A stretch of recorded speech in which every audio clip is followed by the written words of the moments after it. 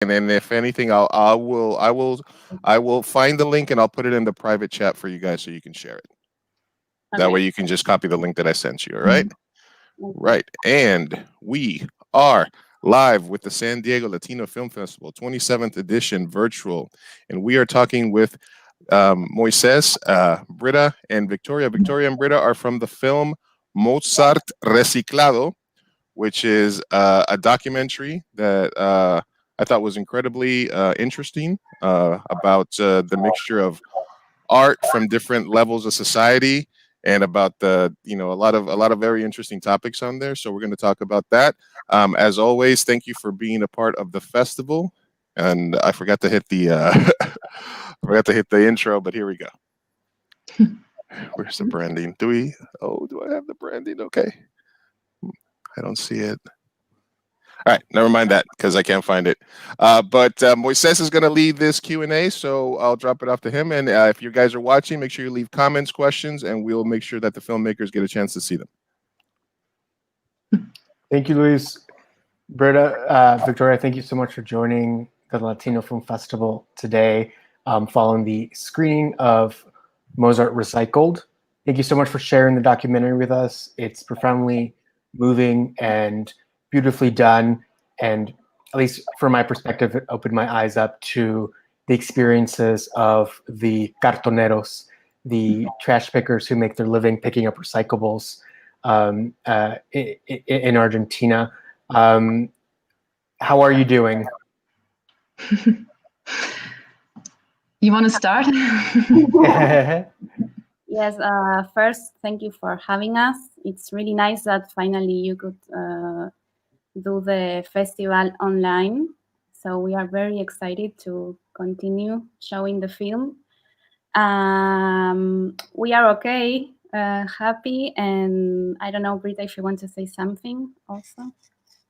I'm just a bit tired because it's very late here in Germany, but I'm very happy about this intercontinental encounter here and very glad that you show the film. And yes, thank you for having us. Victoria, where are you? Are you in Germany as well? No, I'm in Buenos Aires. You're in Buenos Aires. Okay, fantastic. International presence here.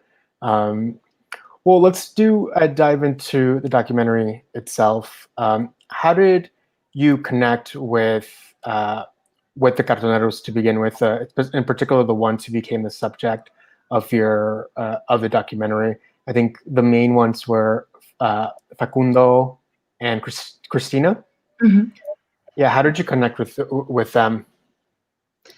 So first of all, we got to know Frida, the puppeteer from Switzerland, and we heard about her from a friend of ours in Switzerland, and she connected us to Frida. So we met up with her, and she told us about the project and invited us to go into the workshop and get to know the cartoneros, like the group of young puppeteers. And then we basically started filming and fall in love with the group and didn't know in the beginning where it will lead us to, but that's how we entered, like just by being very fascinated by Frida and also the group of people and the whole approach of this project. Yeah, I'm assuming that when you were filming documentary, perhaps it took its form in the editing process. So did you have other subjects in mind for the documentary, and how did the editing process kind of narrow down the focus of the film? It was a long process, a long editing process, and it was divided like in 3 parts. So we had at the beginning when we start shooting, but we didn't really know what the film was going to be about yet. We could have gone to many different points of the story. So in the first step of editing, we kind of focus on which we wanted to be our protagonist. And then the shooting in Zurich came out. And that's when we started kind of developing a script for that shooting there. And after the shooting in Switzerland, we did a second part of an editing in Germany. And then we were much more like advanced, but we felt like there was something missing still. So we prepared a third shooting again here in Buenos Aires. And after that shooting, then we came up with the final editing and with the film that you saw today. You know, what's so fascinating about the documentary when you're watching it is, I think the natural propensity is to want to see the entire opera itself in its entirety. But I think what's so intelligent about the documentary and so authentic to its protagonist is that it's really about the experiences of these puppeteers who are getting maybe a second chance in life as they become theater professionals and eventually get to travel to Switzerland. So, I mean, tell me a little bit about maybe the methodologies there as documentarians, and further developing this idea of what this documentary came to be. Was there any push and pull between the decision of how much of the actual performance to show versus the experiences of the puppeteers? How did you strike that balance? Yeah, I think in the beginning we had different storylines. Like one was following the puppeteers. We knew that the cartooners will be our main focus, but we also followed on Frida because she was the initiator of the project and she holds everything together. And then also the group of young opera singers, because we felt it was very interesting to see the social dimensions of the society and how they work together. But then after a while, we decided to radically just dive into the perspective of the cartoneros because we felt it was the most interesting one and we wanted to really stay in their perspective.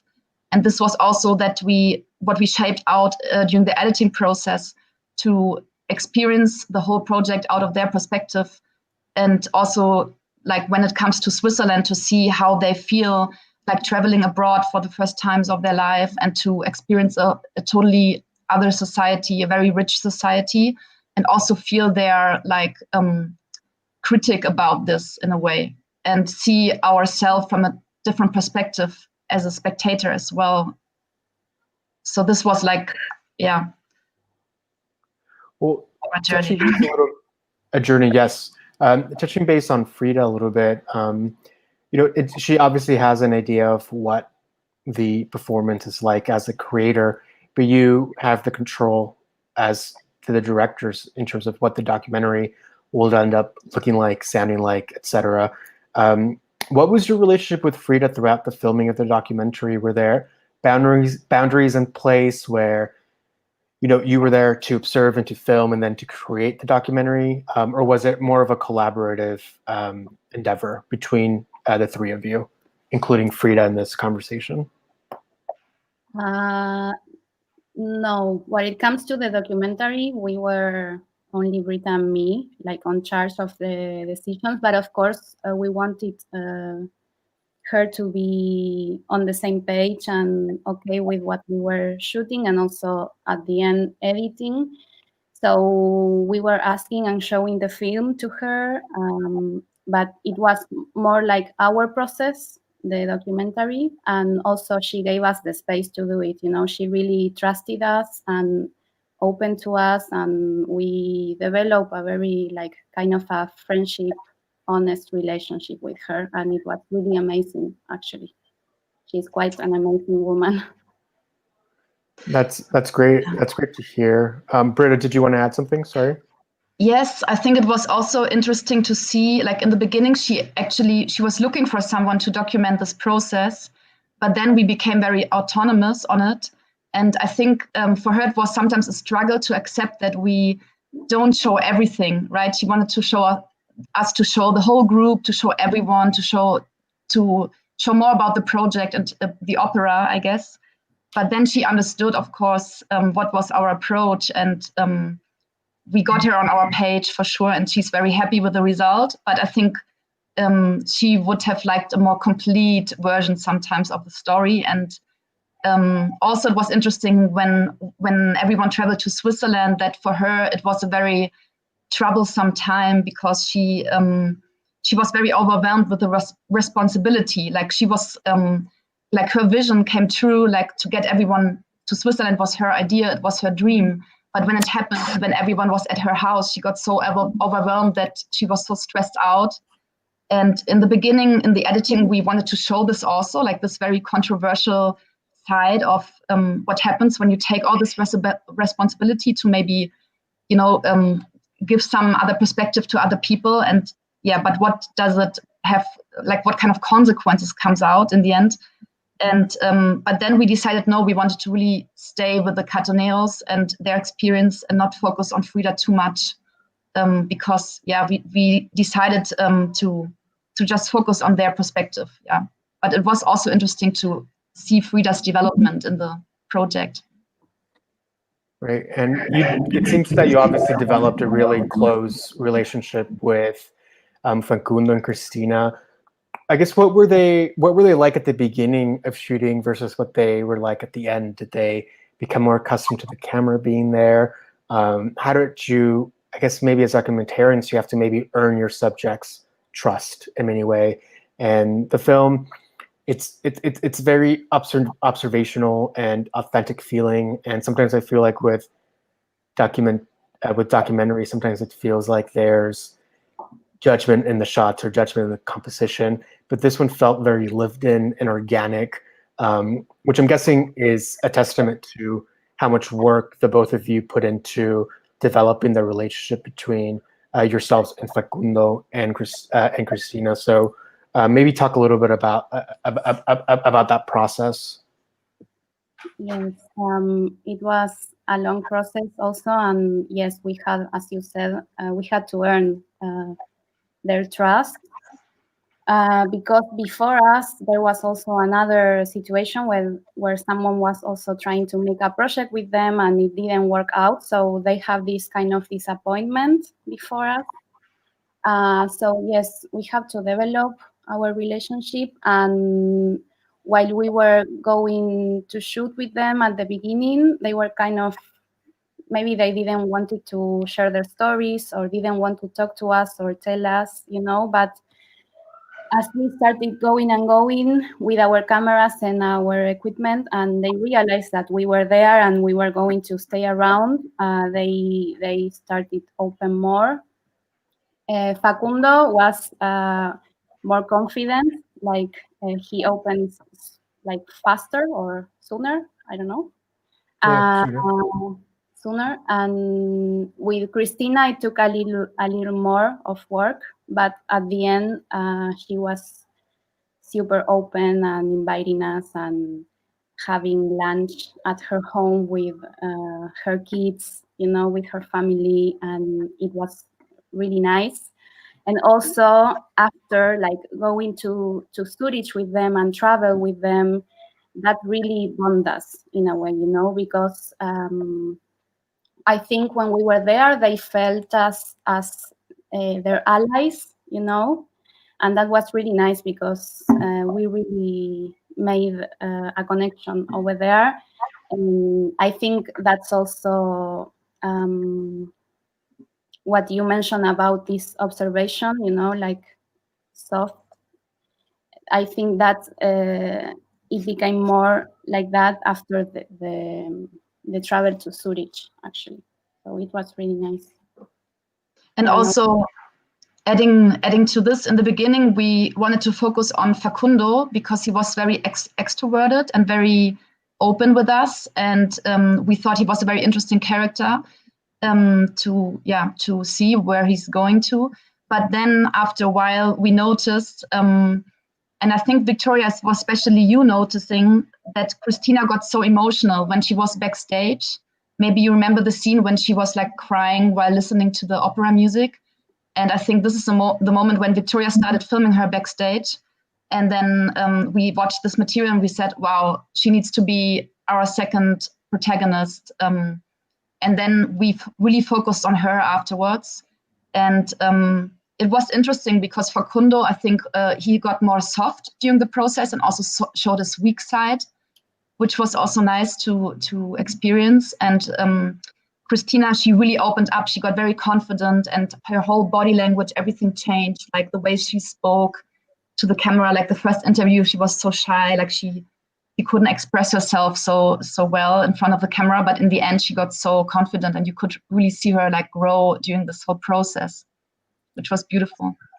Can I just add one quick thing, Moises, here, because there's times when you're watching a movie and you see a, you know, for lack of a better word, a perfect shot or a perfectly composited shot, and that shot of her backstage watching the performance with, you know, the tear going down her cheek is like the emotional center of that movie from my perspective. So I mean, when you saw that, either when you were filming that or when you were in the editing room and you saw that, how did that make you feel as a filmmaker?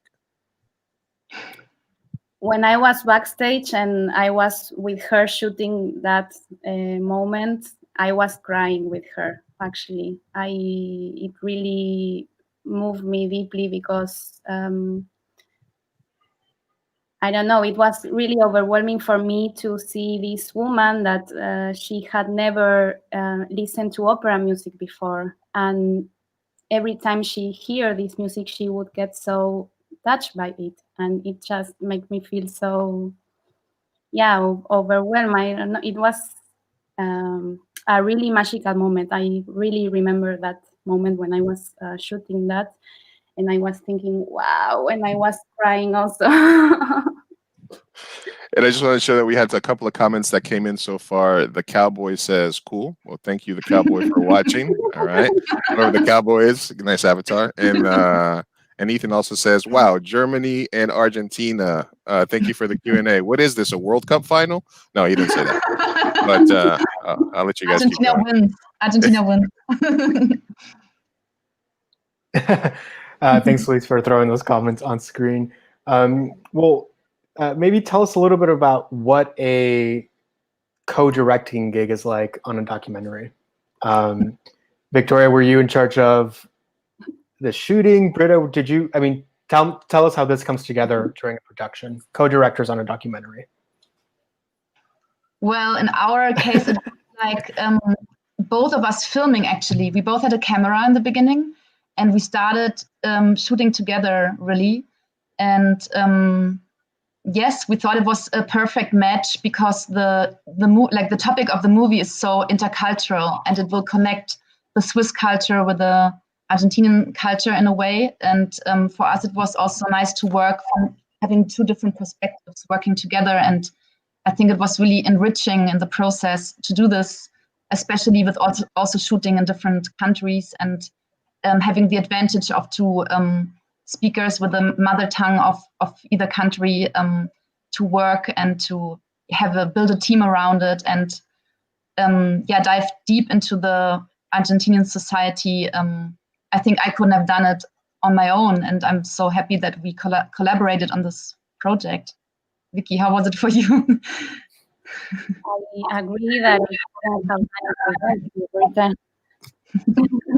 I think we made a good team, and also with Bianca Laschalt, our producer, we kind of divide everything and help each other, you know, and we were really working together. It was actually quite great, and it came really natural in a way, right? Like everything flowed from the beginning, like to start shooting, the two of us, and then Bianca appeared on the scene, and then she started doing like production stuff and also helping us in the shooting a bit here in Buenos Aires, and everything kind of flow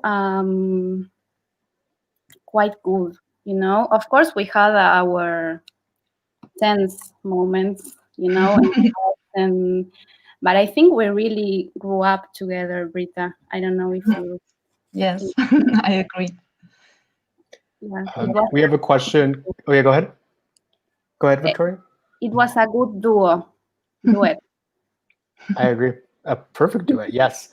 We have a question coming in from the Eventive platform. I'm gonna paste it on their chat, and I'm gonna put it on screen. Let's see. Here we go. Okay, so this is from Sarah Bay Cachot. Love the film. Its humanity and intimacy were very moving. Can you say more about this opera, its origins, etc.?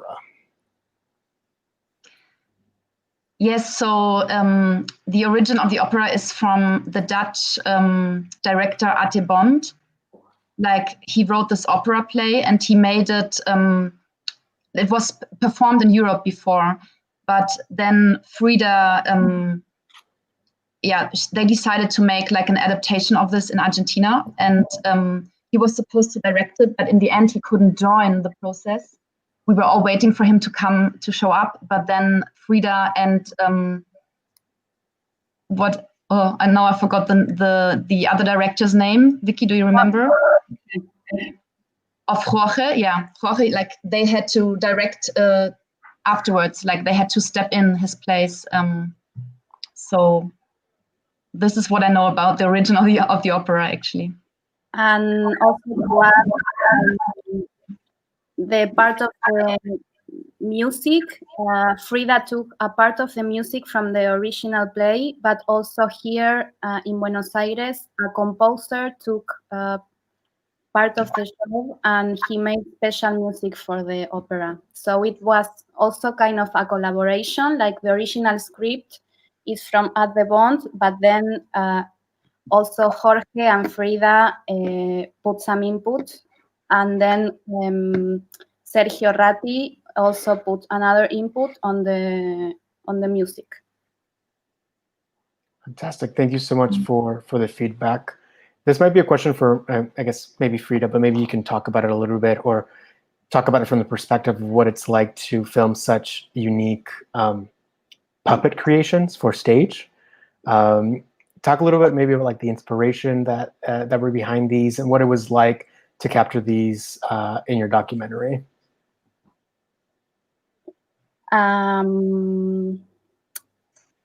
We were really amazed at the beginning to see the work of the puppets.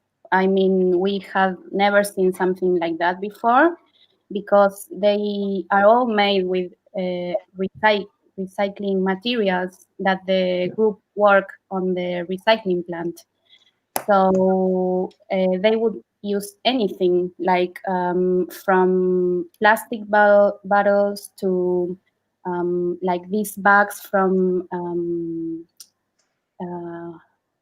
I don't remember the name, like these bags. Yes, like Spanish, from maybe? grocery, you know, like this little thing. And then also cotton, but I don't know, like a lot of materials that you wouldn't even think about to make these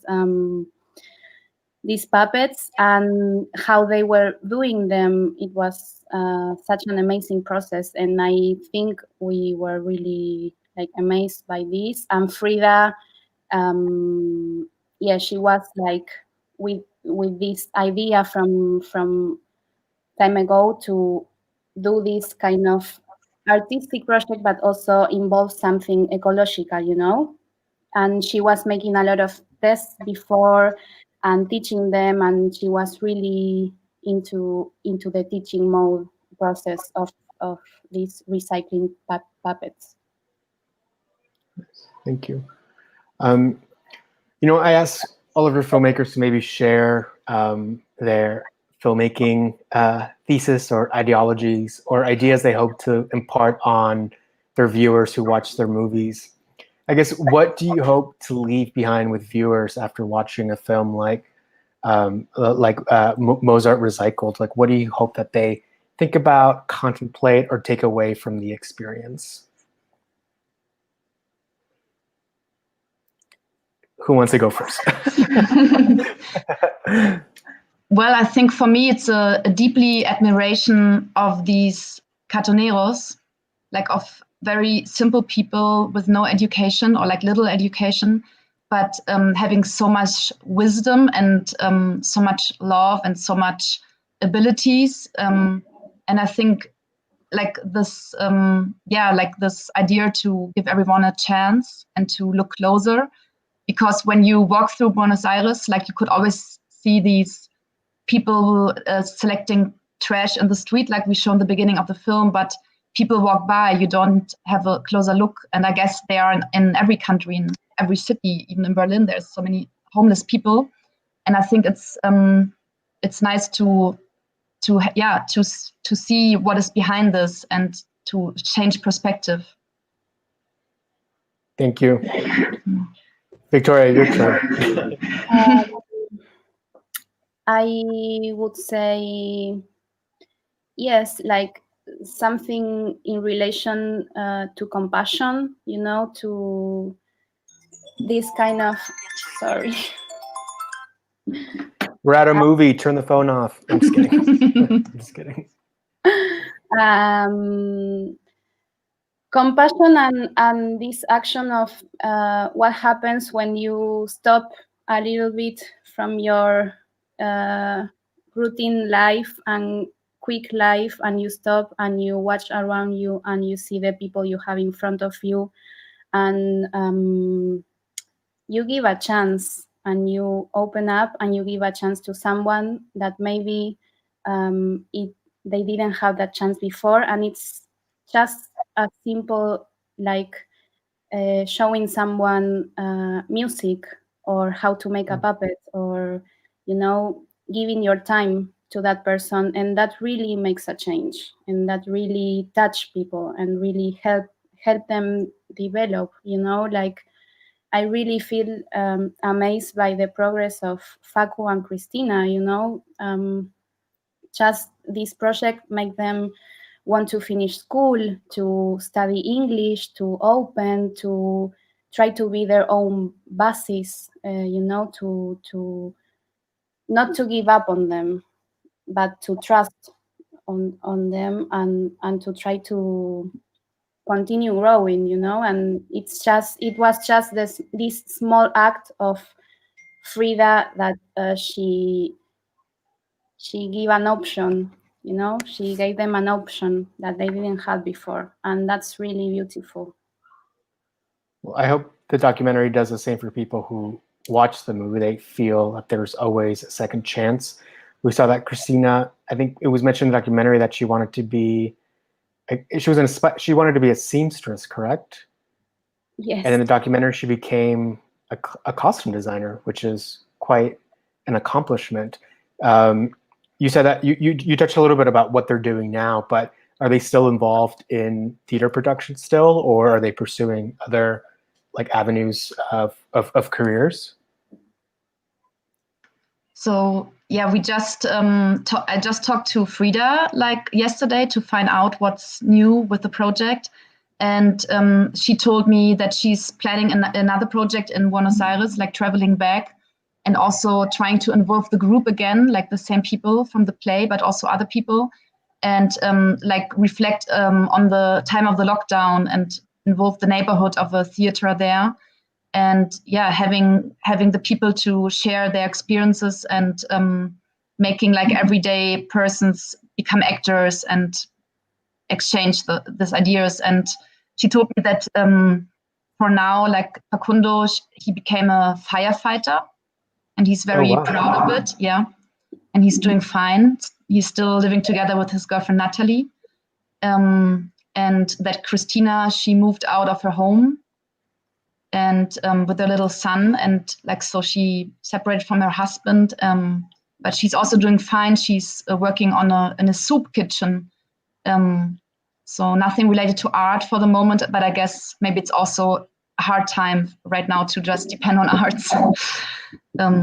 Yes, but Frida's on it. She will go back, like she's going back every year several times and tries to continue with her projects. That's really great to hear. And you mentioned the challenges that art faces during the times that we're living in during a pandemic, and every other thing that seems to be happening this year. How do you pursue creative outlets during these tough times? Have you found this to be, I guess, a time period of great creativity, or has it affected the way you pursue future projects? I'd love to hear your feedback on that. Well, here in Argentina, we've been in a lockdown since March. So actually any activity like shootings or concerts or movie theaters, everything is closed.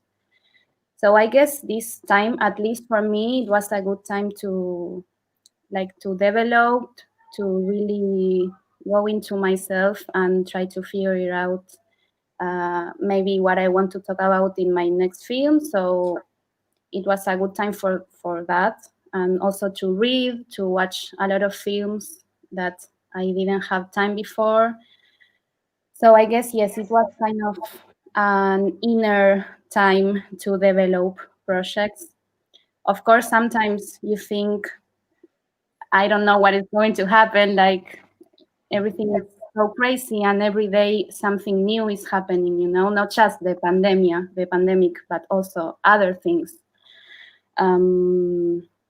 But still, I believe that we should continue making movies and documentaries, and kind of, it's a fight, it's a sign of fight doing films. So I would say, yes, we need to resist this time and to keep going, to try our best. Thanks, Victoria. Yeah. What about you, Britta? Well, in the beginning, I was a bit panicking over here also. But then a friend of mine had the idea to shoot like a mini web series where everyone stays at home and just everyone films themselves with the webcams and smartphones. So we started this experiment and like involved some actors in this and made like this crazy project, and it worked out. And now we're in the post-production. So then the title is Quarantine, so it's also about this time. And I guess I got creative here, but it was also nice to collaborate together and to keep active somehow, and not not just sit at home and be worried. That's what I did. Well, thank you both for your time, for answering our questions. I appreciate it so much. It's an honor on behalf of the festival to be able to screen your amazing project. Mozart Recycled presents light during many dark times. It's a testament to both your work as filmmakers, documentarians, but also the care and precision that you took in telling this film about Frida's opera and the experiences of Cristina and Facundo. And it's not always easy to, I think, balance those things on film, but you did it beautifully. And like I said, thank you so much for letting us screen it. Do you have any parting words for our audience, for anyone tuning in, or any final thoughts that you'd like to share? Britta? Well, I'm very happy for everyone who watched this, and especially the film. And I think there's some more screenings coming up. So I hope lots of people will watch the film. And I'm very thankful that you are organizing this online festival, and that we could participate in it. Yes, thank you so much. And I hope everyone enjoys the film. And of course, if you want to know more, you can write us on our Facebook and ask questions. And if you What's the Facebook? I can type it out and put it on screen. Facebook/Mozart Recycled. Recycled, the English title. Recycled. Yes, we are really happy that. Is that correct? Yes. Yes, that's correct. Hopefully. Thank you. We are really happy to show the film, and that the film keeps going around and people can watch it. So thank you very much for the space. Oh, did the documentary get a chance to screen in person prior to this madness? Where was its debut? Yes, it was. It was shown in Germany, and then also in Cairo, like in Egypt. Victoria was there presenting it also. And then it was shown on an online festival in Bolivia as well recently. We won a special mention from the jury last week in the Bolivia Human Rights Film Festival. That's amazing. Haven't I guess the people who got to see it in person must have had a really amazing experience. Yes, What was the feedback like from them? It was really, really nice and moving. Also, like in Cairo, for example, I had the experience that many people went out of the theater crying, and they were really moved. And I then realized how much it meant to them, because they have a similar movement of cartoneros, but they are not called cartoneros. And people didn't know that these people exist also in other parts of the world, you know, and they are organized, and they have, yes, these organizations like Cartoneros have here, MTE, it's called, their movement. And so they were really shocked that these people can really organize and make a living out of it. And yes, they were very inspired to take these ideas to them. And that was really nice, actually. I'm really glad these people had the chance to see this documentary, because it is a tremendous and emotional documentary that's going to touch many, many people's lives. And I hope that it has a long trajectory in the festival circuit, and then hopefully is available for the whole world to see. I don't know, in theaters, maybe, I don't know, on a platform. But I hope that this film's reach is really really wide and far, because many people need to see this documentary. Well, thank you so much, Victoria and Britta, for joining us today. Thank you to everyone who wrote comments or submitted questions. Thank you so much for tuning in. This is a new virtual platform, so we're all kind of getting used to it. We're used to being in a movie theater, sharing experiences together, watching movies together. So this is, it feels a little different, but these are just the times that we live in, and we thank everyone for their patience and understanding. And overall, the festival is just tremendously happy to be able to bring our programming to your homes, where hopefully you're staying as safe as possible, because that is our top priority. And you get to stay home and watch amazing movies like Mozart Recycled. So thanks again, Victoria. Thank you, Britta. And all the best to both of you. Thank Thanks. you. Bye. Bye-bye.